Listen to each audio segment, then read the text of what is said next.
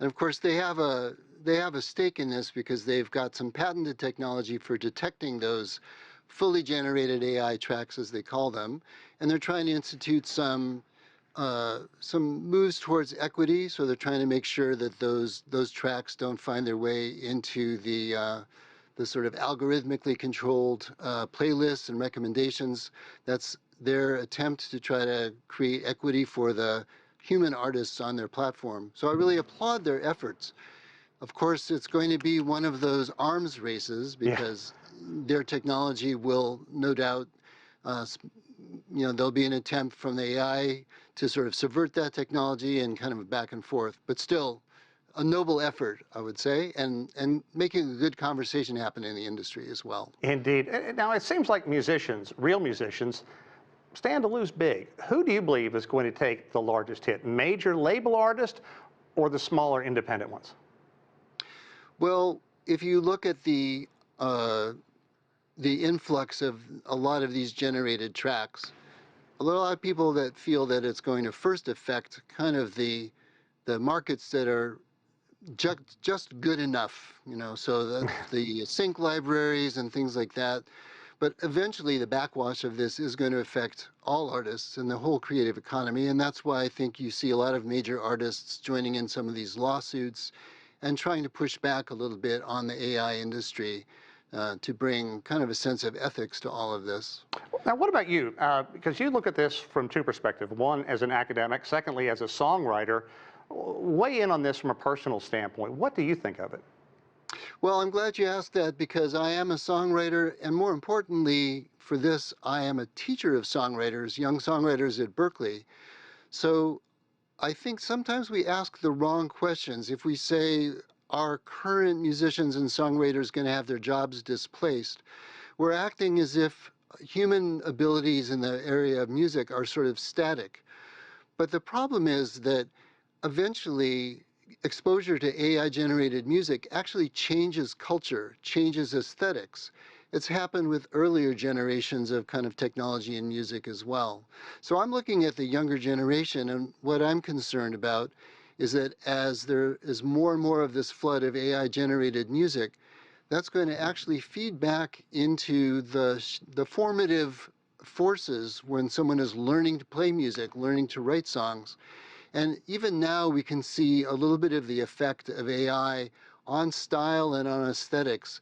In other words, it's not just that the technology gets smarter and closer to what humans do. The technology has an effect on humans and can make us a little bit dumber, pull us a little bit more towards the mid.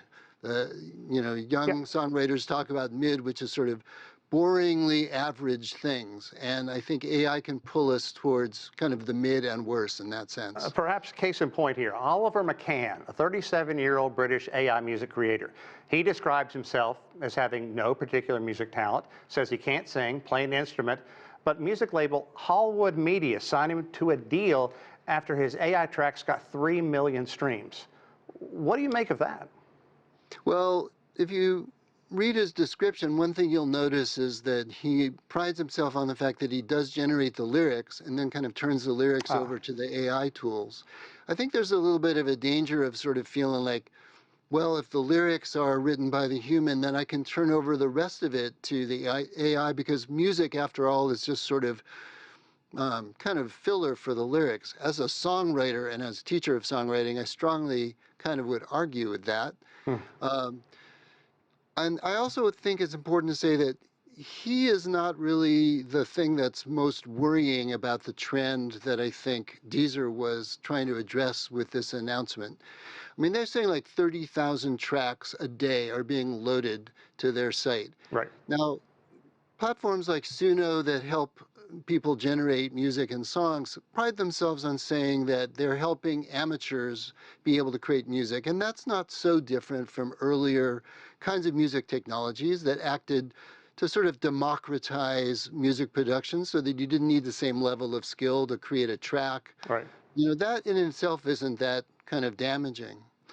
But what you'll realize is that if there are 30,000 tracks a day being loaded to Deezer, that's not 30,000 earnest amateur songwriters who have finally decided that their song to their grandmother is worthy of being on the platform. Yeah. That is a sign of large scale and, as Deezer says, fraudulent activity. Gotcha. In other words, there are big players that are exploiting the economic structure of the social media platforms and the music streaming platforms Right. to kind of do that at scale. That's the problem Deezer's really trying to And, address. and Deezer is said to be the only major music streaming service that identifies AI songs. Apparently Spotify does not. So why does one do it and most of the others don't? Well, identifying fully generated AI songs is probably not as simple as it sounds. Deezer claims they have patented technology to do that. And so right now they may see that actually as a competitive advantage to show that they have an ethical edge and also a technological edge. Spotify's also been accused in the past of using business practices that really predate AI generation, but the so-called use of ghost artists, which were a way of siphoning revenues from streaming away from human independent artists. And in some ways, that problem was there even before AI came along as an intensifier. You might say that that's a bit of channel conflict built into the fact that if streaming services are structured to be neutral arbiters Right. and then wind up having a stake in the content creation, that's obviously a recipe for a certain amount of sort of systemic abuse. Interesting. And I remember when GarageBand on my Mac was such a big thing, but I guess those days are gone. Mark, Well, it's, listen, I've used GarageBand and I remember feeling like it empowered me, no end. I'm right there with you, my friend. Okay. Yeah, Mark, I really appreciate your time and your insight. Thanks so much. Good luck to you. take care.